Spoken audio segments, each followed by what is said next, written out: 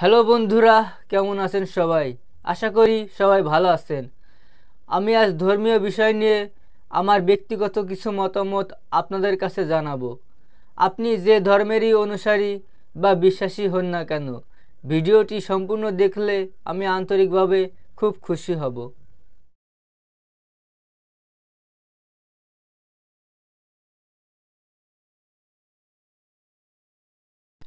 আমাদের এই অপরূপ সুন্দর পৃথিবীতে প্রায় 4000 ধর্ম আছে।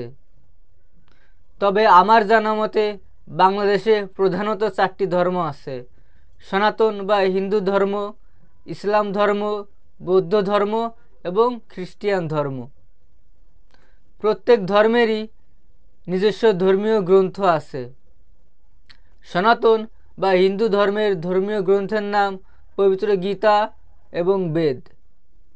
ইসলাম ধর্মের ধর্মীয় গ্রন্থের নাম আল কোরআন। বৌদ্ধ ধর্মের ধর্মীয় গ্রন্থের নাম ত্রিপিটক এবং খ্রিস্টান ধর্মের ধর্মীয় গ্রন্থের নাম পবিত্র বাইবেল।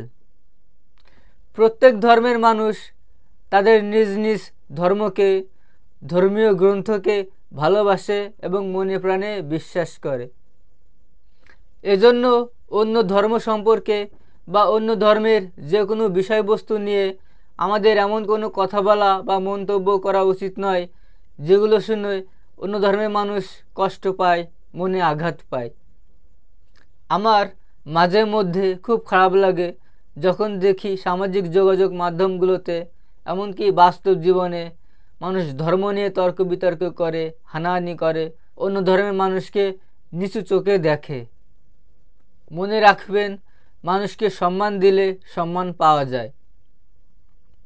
আপনি যদি অন্য ধর্মগুলোকে সম্মানের চোখে দেখেন, অন্য ধর্মের মানুষের সাথে সম্মান দিয়ে কথা বলেন, তাহলে দেখবেন আপনাকেও মানুষ সম্মান করবে। এমনকি আপনি যে ধর্মকে অনুসরণ করেন বা বিশ্বাস করেন, সেই ধর্মকেও মানুষ সম্মান করবে, ভালোবাসবে। একজন মানুষের পরিচয় পাওয়া যায় তার ব্যবহার থেকে। এজন্য আমাদের উচিত ধর্ম নিয়ে তর্ক বিতর্ক না করে, হানাহানি বা ভেদাভেদ সৃষ্টি না করে মানুষকে ভালোবাসা, অসহায় মানুষদের পাশে দাঁড়ানো। তাহলেই আমাদের এই সুন্দর পৃথিবীটা মানবিক দিক থেকে আরও বেশি সুন্দর হয়ে উঠবে। আমাদের পরিচয় তো একটাই, আমরা সবাই মানুষ। আশা করি আমার ব্যক্তিগত মনের কথাগুলো আপনারা বুঝতে পেরেছেন।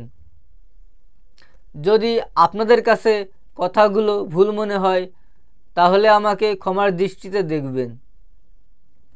আজ এই পর্যন্ত। এত সময় আমার সাথে থাকার জন্য আপনাদের কাছে আমি কৃতজ্ঞ। ভিডিওটি ভালো লাগলে একটি লাইক দিয়ে চ্যানেলটি সাবস্ক্রাইব করে রাখবেন। আগামী ভিডিওতে আপনাদের সাথে আবার দেখা হবে। সেই পর্যন্ত সবাই ভালো থাকুন, সুস্থ থাকুন, এই প্রার্থনা করি। ধন্যবাদ সবাইকে।